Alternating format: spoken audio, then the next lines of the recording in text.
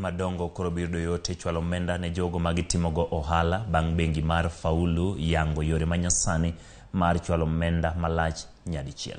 Bengi no wacho ni mano en achiel kuom medo nyalo magin go e chwalo omenda mabiro miyo kembe yot e chwalo omenda achiel ka achiel ne johala nyaka jogo mawero kuomgi.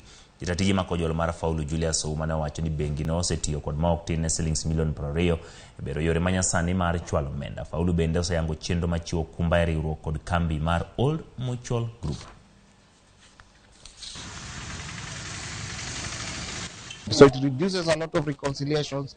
It enhances the security of around how you handle transaction and who is involved in those stages of processing payments or receiving payments. Through that, then we are able to provide services across the bank and across the insurance and investment businesses together, and thereby bringing closer the vision of a single platform on which our customers can transact with the group across our different business lines.